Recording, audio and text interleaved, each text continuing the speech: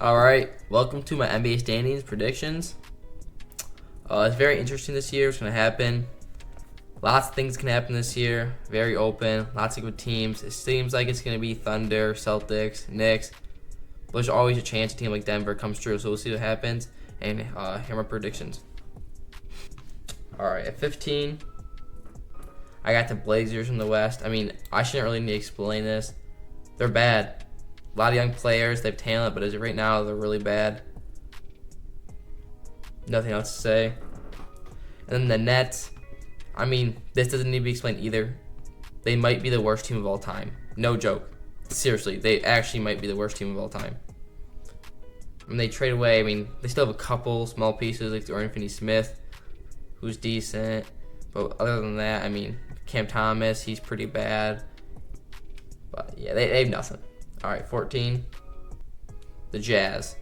Jazz are interesting. Honestly, if they're in the East, they would actually probably be 13, 12, maybe even 11th seed. But in the West, it's just too stacked. They do have some intriguing pieces. I mean, Lauri Markkanen is a very good player. They just don't have enough quality depth to do anything in the West. All right, 13. So this might come as a surprise, but I got the Clippers. I think they're going to be terrible this year. I know Harden's never missed the playoffs, but here's the thing. If Kawhi misses more than 30, 40 games, it means it's over. They have a little bit more depth than usual, but you can't lose PG-13 with how good this Western Conference is. Harden's getting older. Kawhi's only getting older. I mean, they're only going to get worse. So I don't see... I understand they were like 6 seed last year, but they had PG-13. They just... With Kawhi being injured to start the year, I mean, they have nothing. They have Harden, obviously, but besides that, they have nothing. The West is just too stacked. All right, 12. Oh, sorry, I forgot to do my East. 14 for the East was the Wizards. I mean, that doesn't need to be explained either. Terrible team. Kuzma's decent. Koulibaly's interesting.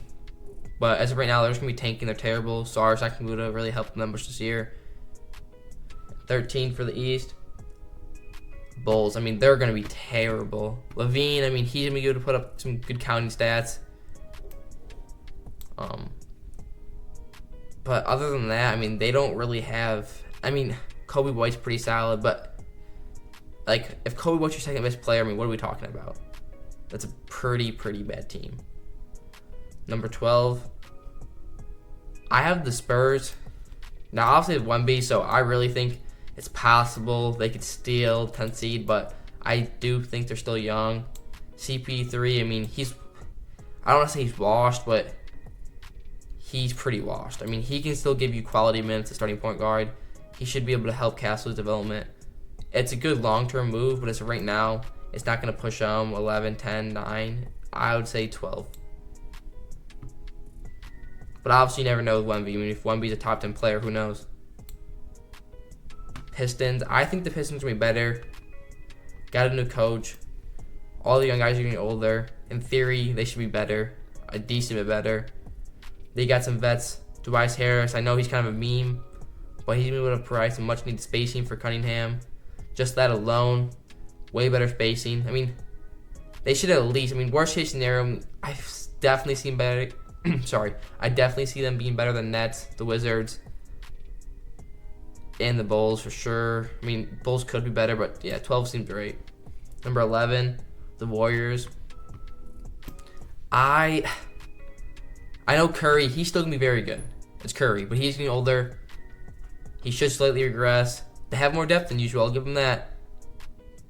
But they just don't have a second player that makes me go, wow, or that makes me intrigued at all. I mean, Kuminga's, you could give it to Draymond, but if you're giving the second best player to Draymond, what do you really have? Draymond's, let's be honest, he's kind of getting washed. Pod, he's going to be good. He's going to be a good role player. They have a lot of good role players around Curry, but they don't have that second player or that second, they don't even have a Miles Bridges type player that, their second best player is Draymond, maybe Pod, probably it's going to be Kuminga. What are they really working with? Curry really doesn't have enough piece around him. They could be 10th seed. They have Curry, but I don't really see it. The Hawks. My 11th team in the East. The East is kind of bad, so I think the Hawks may be pretty bad. I mean, they have Trae Young.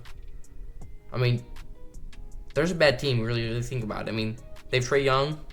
I think Ricochet is going to be a good player, but I mean, you got to remember, he's a rookie. What do you really expect him to do for that team? They have some couple good centers. Capella, I mean, I'm wondering if Capella's going to start. They'll probably shop him. Okongwu, he'll probably start this year. He's good, but, like, if that's what we're talking about, like, what are they really going to do? I like their future a little bit. I mean, especially in the East. The East is pretty weak usually. So they could jump soon, but this year, no. Lakers 10. I mean, LeBron, AD, they'll find a way to make the playoffs, make the play-in, you'd think. JJ Redick, I mean, I like that he's going to coach in a modern style. I think those are the best coaches. That's the best philosophy, so I think they'll help him. But, I mean, LeBron's getting older. AD, he's the type of player that's going to regress faster than other players just because of his size and how he plays. So I find it hard to imagine they have another really healthy season for them to be able to push for 8, 7, maybe even 6. I do think they'll make the playoffs still. They have some solid depth, but I just don't see him being very healthy again this season.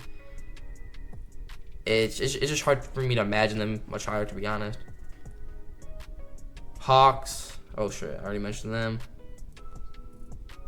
Oh, who was it? No, shit.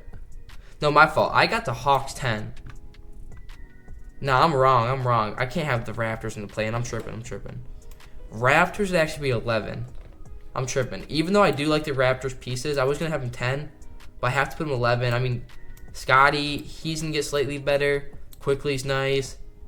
Barnes is nice. You know, maybe I'm talking myself into it.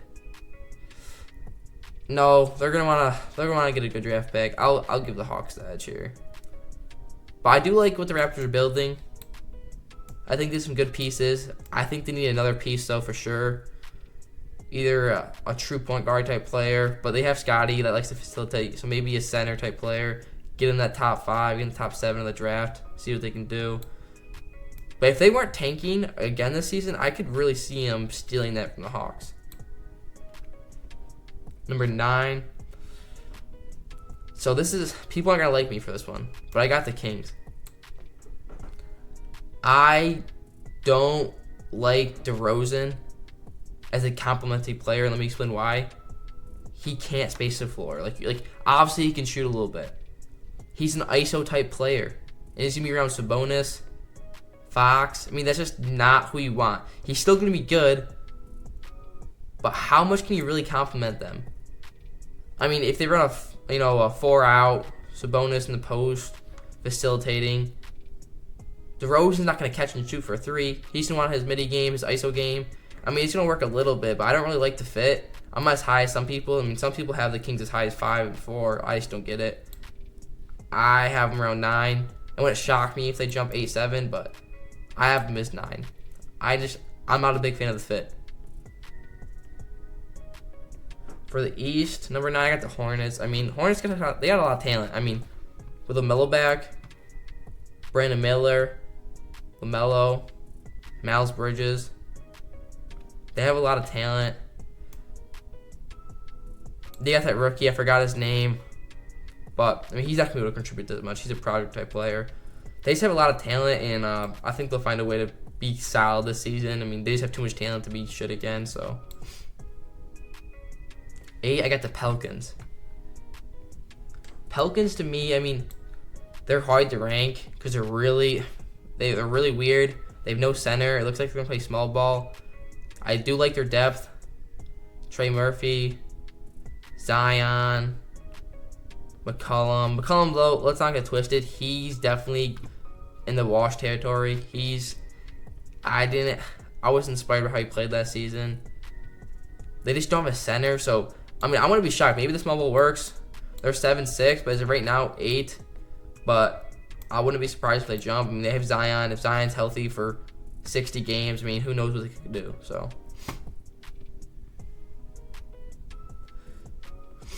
number 8 in the East, I got the Heat. I mean, they're not a regular season team. Jimmy can't. It doesn't seem like he gives a shit about the regular season at this point. I mean, he's pretty ass in the regular season. Bam's a really good player. DPOY Canada type player. Tyler Hero, I mean, he's a good player. But at this point, I mean, we kind of know what Tyler Hero is. He's a microwave scorer that can't play defense. I mean, they got Rozier, who's solid, but with Jimmy not caring about regular season, I just can't see them being 7-6 seed. If Jimmy Butler cared about regular season, I could see them being higher. But until then, I mean, they're just not going to jump anybody in the East. 7. Now this could ruffle some feathers. I don't know if people agree with this, but I got the Memphis Grizzlies at 7. The reason for this is what made Memphis so good in the past years, besides the last year obviously, is they had the crazy amount of depth. I mean, they had Steven Adams, guys like Bane. I mean, Bane obviously still really good. Jackson, Ja, even when Ja was hurt, they still were 6, 7 deep with guys like Dylan, Steven Adams. They were just a really, really deep team. Tyus Jones. I might be mixing up the Jones brothers. I don't know which one, to be honest. But they were really deep. They don't have that same depth. You gotta remember, Ja is coming off an injury. You have to factor that in. I know, like, everyone expects him to just jump back in action and be amazing. He probably will be. But you do have to factor that in. I got Memphis at 7 for that. They don't have the same depth. That's what made them so good in the past. Number 7, Cavaliers. Cavaliers are good. They just don't have anything that's like, wow.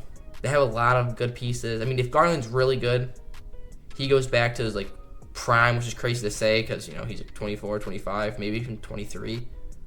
So it's crazy to say back in his prime, but if he's back in his best year, they really could be one of the better teams in the East. I mean, they could even be as high as 4 if Garland's really clicking, if they're all clicking. I mean, I don't know. I'm not a big fan of their front court. Mobley and Jarrett Allen, I don't like to fit, but they still have a lot of talent. So I think it's fair. I think 7's fair. 6, I got the Rockets. I'm super high on the Rockets, as you can see. I'm super high. They have the deepest bench in the league. They don't have the deepest team because they don't have the high-end talent, but they have the best bench in the league. Their bench is Steven Adams, Bari, Amen Thompson. Who else? Oh, Reed Shepherd, 3rd overall pick. Looks very good. Looks really polished for a rookie. And they got Cam Whitmore. Cam Whitmore, one of the more underrated players in the league. And the starting lineup isn't amazing, but they still got good players like Alperen Sengun, who I think will be an all-star this season. Jalen Green, who looks to have taken a step. Looks good in the preseason. Fred VanVleet, very underrated point guard. Top 13, top 14 type point guard in the league. They're just very solid. Dylan Brooks, I mean, no matter what you think of Dylan Brooks, very good defender. Once in a while can be a microwave type scorer. I mean, that can hurt you at times, obviously, also. And then Jabari Smith, I mean, just a very good connector piece. They're very deep. So, Magic. I don't really see Magic taking much of a jump. Believe it or not, their core is good. I like their core. But it's not as deep as I think other people think it is. I mean, they have a good top-end talent with Paulo and Franz, but other than that, I mean, Jalen Suggs, if Jalen Suggs takes a jump, then yeah, maybe they go 5-4, but I don't really see Jalen Suggs taking the next jump. And I'm not a big fan of their other talent. I mean, I wasn't a big fan of their draft picks last year. I think they were weak draft picks. If Suggs takes a jump, then yes, they could be very good this season. They're going to be good this season, but it really depends on how much better Suggs gets. If Suggs can be an all-star type player this year, then of course they could jump, but I don't really see that happening. Number 5, in the West, I got the Phoenix Suns. Shit, my fault. All right, Phoenix Suns. I think they're going to be a very good regular season team. I just don't think they're going to be a playoff team. I mean, they're just going to be hard to keep up with, especially with their new coach. They look good in the preseason. They got some solid contributors. I think Dunn will be able to contribute in his rookie season just for that defense. I mean, they desperately need defense. They got a point guard now. One of the Jones brothers, I always mix them up. I do think they'll really struggle in the playoffs. I just don't see, like, their defense is going to be terrible. I think. I mean, maybe the stats won't show that, but in the playoffs, their defense will get exposed. But in the regular season, I think Durant's still an all-star. He's still a superstar type player. Devin Booker's obviously a superstar. I mean, they're going to be good in the regular season. In the East, see, this one was tough, but I have the Bucks. I was debating between the Pacers and the Bucks, but I ended up coming with the Bucks just because you got to factor in, yes, Damian Lillard and Giannis are going to have more experience together, but they are getting older. And Giannis is the type player I don't think he'll age gracefully. I think the older he gets, I think he's a player that his prime, he's out of his prime already. Some players, like you can see some players, LeBron didn't leave his prime until he's 34, 35 years old. Giannis is going to be a player that he's already out of his prime, if I'm being honest. I know the stats don't show that, but injuries are piling up. He's still a very good player. I'm not saying he isn't. He's still a top 5 player. I understand that. But guys like Damian Lillard, Damian Lillard, he's only going to get worse. I know they got some decent free agent acquisitions, but I'm not like, do I really think Gary Trent is going to be the answer? No. They're still going to be a good regular season team, but I don't see them being top 3 seed. I just don't really think they have that firepower. Number 4, Timberwolves.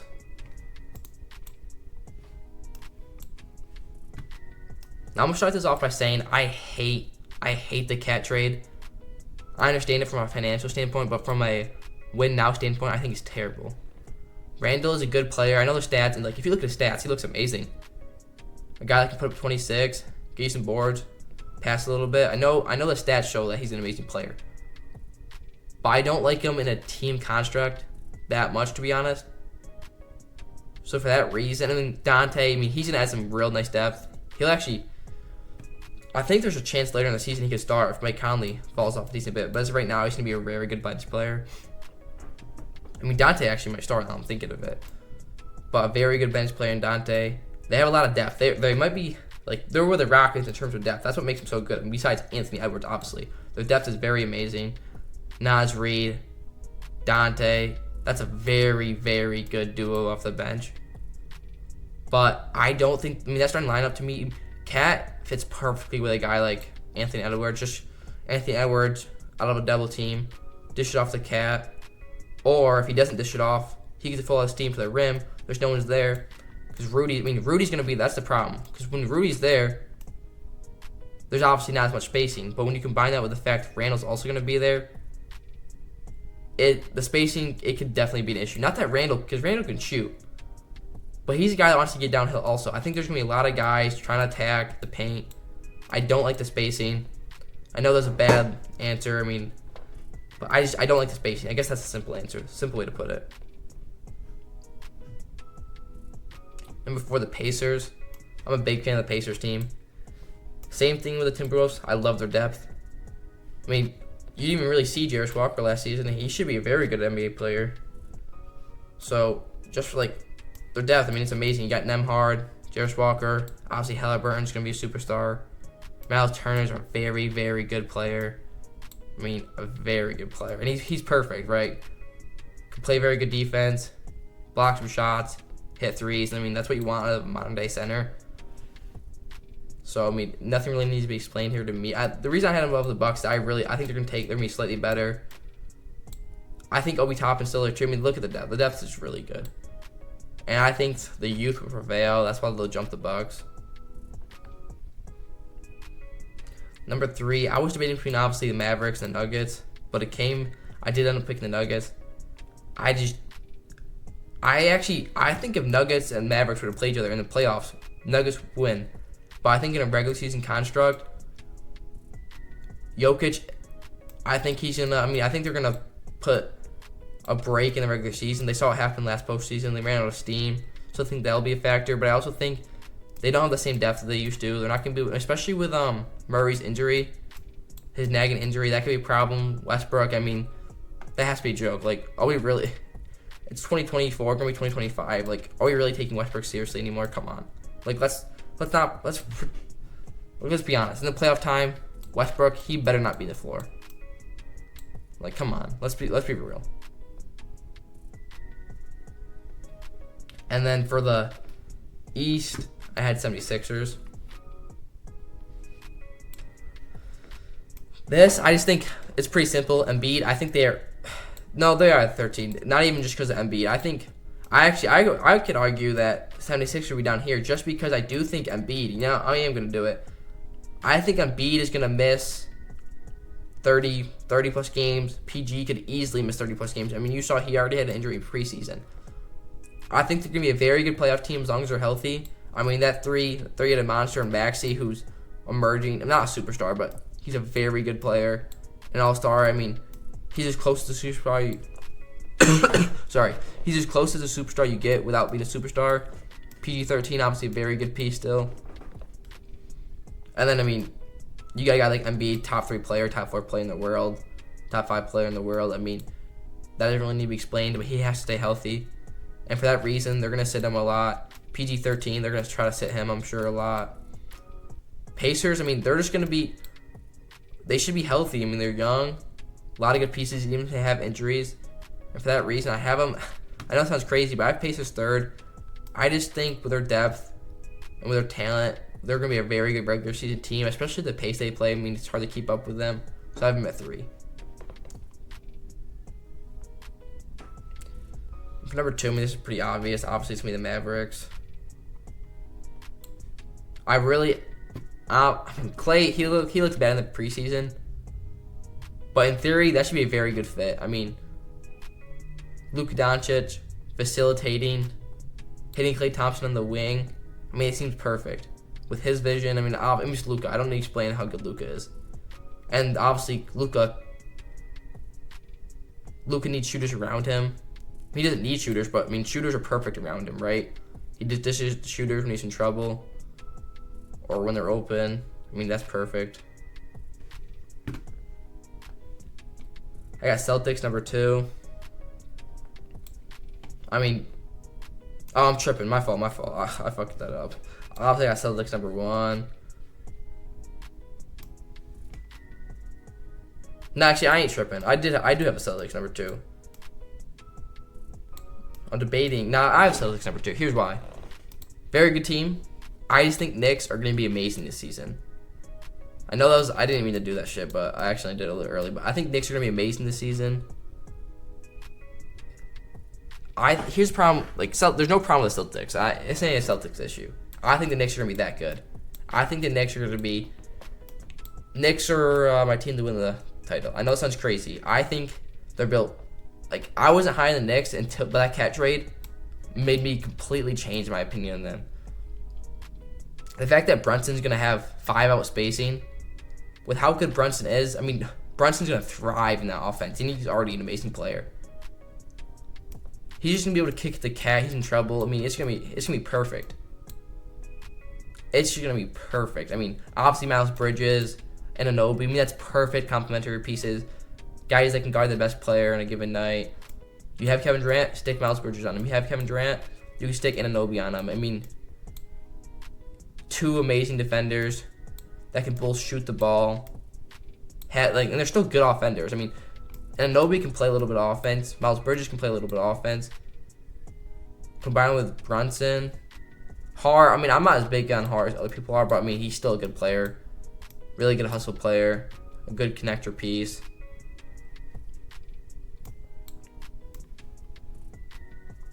And obviously Thunder number 1. I mean, the depth is it's insane. It's absurd. They're built for the regular season and the playoffs, but especially in regular season with that depth. I mean, Shea could go out and they could still win 55, 56 games. I mean, that's how deep they are, which maybe I'm exaggerating a little bit, but I mean, Hartenstein, I mean, I know they're going to start him, but imagine if you had him coming off the bench. It's absurd. I mean, Lou Dort's gonna be coming off the bench. I mean, he would start on 30 NBA teams right now. And there's only I'm retarded. He would start on 29 NBA teams right now. So their depth is it's absurd. It's absurd.